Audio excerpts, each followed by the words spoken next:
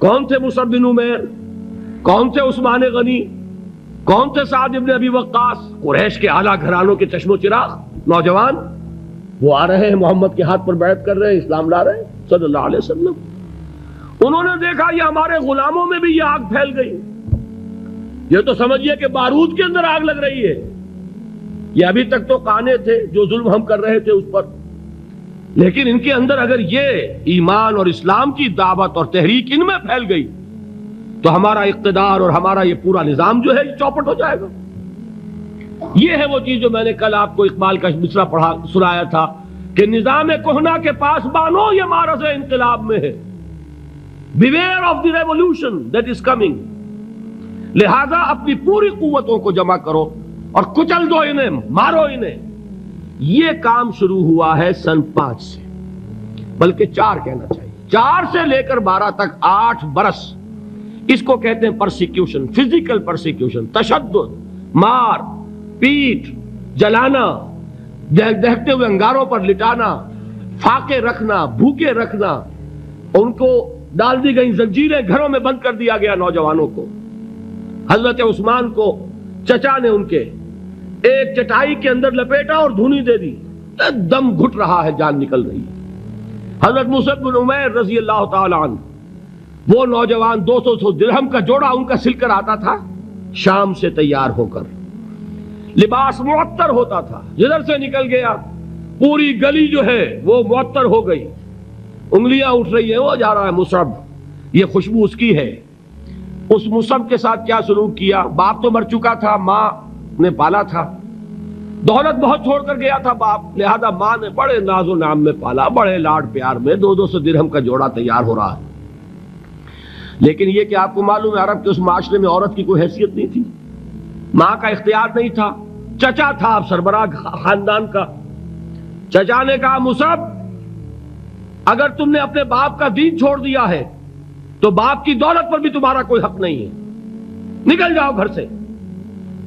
اس نے یہ سوچا تھا کہ مصعب کے ہوش ٹھکانے آ جائیں گے، دن میں تارے نظر آ جائیں گے، ناز و نام میں پلا ہوا گھر سے نکل کے جائے گا کہاں، یہ سارا نشہ جو ہے توحید کا یہ حیران ہو جائے گا۔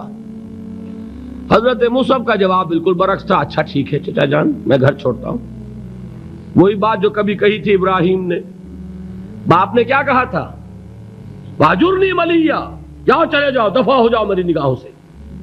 حضرت ابراہیم نے کیا جواب دیا تھا؟ سلام علیک ساستغفر لک ربی انہ کان بی حفیہ۔ اچھا ابا جان آپ کا حکم یہی ہے تو میں چلتا ہوں، آپ پر سلامتی ہو، میرا رب مجھ پر بڑا مہربان ہے، میں اس سے آپ کے لیے استغفار کروں گا۔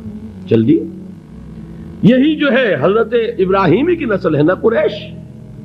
آج ابراہیم کے ایک بیٹے کے ساتھ وہی معاملہ ہو رہا ہے مصعب کے ساتھ، اور مصعب چلنے کے لیے تیار ہو گئے۔ چچا نے سوچا، میں سمجھتا تھا کہ ہوش ٹھکانے آ جائیں گے، یہ تو تیار ہو گیا نکلنے کے لیے۔ غصے میں آ کے اگلی بات کہی، یہ کپڑے جو پہنے ہوئے تم نے یہ بھی اسی مشرک باپ کی کمائی کے ہیں، اتارو ان کو۔ وہی کپڑے اتارے، مادر زاد برہنہ گھر سے نکالے گئے۔ ماں کے پاس پہنچے، ماں نے آنکھوں پر ہاتھ رکھے، مصعب کیا ہوا؟ کہ ماں سے کہتے ہیں کہ ماں میں موحد ہو گیا ہوں، اور وہاں سے گئے پھر حضور کی خدمت میں کپڑے کہیں سے مانگے ہوں گے۔ یہ مصعب ہیں 200 درہم کا جوڑا پہننے والے۔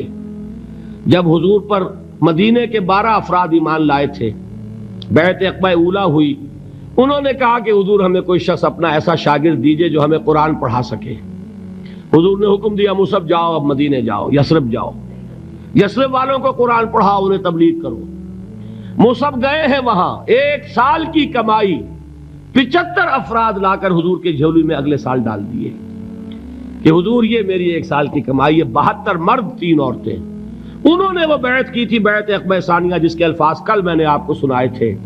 بایعنا رسول اللہ صلی اللہ علیہ وسلم علی السمع والطاعت فی العسر والیسر والمنشط والمکرہ وعلی اثرۃ علینا وعلی لا ننازع الامر اہلہ وعلی ان نقول بالحق اینما کنا لا نخاف فی اللہ لومۃ لائم۔ یہ 72 مرد تھے مدینے کے جنہوں نے یہ بیعت کی۔ پھر انہوں نے ریکویسٹ کی کہ حضور اب آپ ہمارے ہاں تشریف لائیے، ہم اگر یہ مکے والے وہاں حملہ کریں گے تو ہم آپ کی حفاظت کریں گے جیسے کہ اپنے اہل و عیال کی کرتے ہیں۔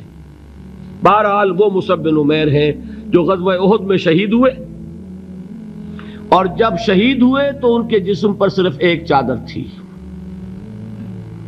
ایک بات تو یہ نوٹ کیجئے، موضوع سے ذرا بات تھوڑی ادھر ادھر جا رہی ہے، لیکن یہی چیزیں ہیں اصل میں کہ جو ہمارے دلوں کو منور کرنے والی ہیں نور ایمان سے۔ وہ علم بردار تھے غزوہ احد میں، جھنڈا مسلمانوں کا ان کے پاس تھا۔ ایک ہاتھ پر ایک شانے پر وار پڑا، ہاتھ کٹ گیا، دوسرے سے تھاما، دوسرے پہ کٹ گیا، اب دونوں حصوں کے بچے ہوئے ٹکڑوں سے جھنڈے کو تھاما، گرنے نہیں دیا، یہاں تک کہ شہید ہو گئے۔ گرے ہیں تو جھنڈا گرا ہے۔ شکل میں حضور سے بہت مشابہ تھے، خبر اڑ گئی کہ محمد شہید ہو گئے صلی اللہ علیہ وسلم۔ یہ مصعب بن عمیر کا واقعہ ہے۔ جب ان کو اب دفن کرنے کا وقت آیا، اور شہید کے لیے کفن جو ہے اس کا وہی لباس ہوتا ہے جو شہادت کے وقت ہو، حضور کے سامنے ایک پرابلم پیش کیا گیا۔ حضور، مصعب کے جسم پر تو ایک چادر تھی، اور وہ چادر بھی اتنی چھوٹی ہے، یعنی 2 گز کی چادر بھی نہیں ہے، اس سے اگر سر ڈھانپتے ہیں مصعب کا تو پیر کھل جاتے ہیں، پیر ڈھانپتے ہیں تو سر کھلتا ہے، کیا کریں؟ حضور نے فرمایا سر ڈھانپ دو چادر سے اور پیروں پر گھاس ڈال دو۔ یہ آخری لباس ہے جو محمد کے اس دیوانے کو اس دنیا سے رخصت ہوتے ہوئے ملا ہے، جس کا 200 درہم کا جوڑا چلتا تھا۔ یہ ہے صبر۔ برداشت کیا کہ نہیں کیا؟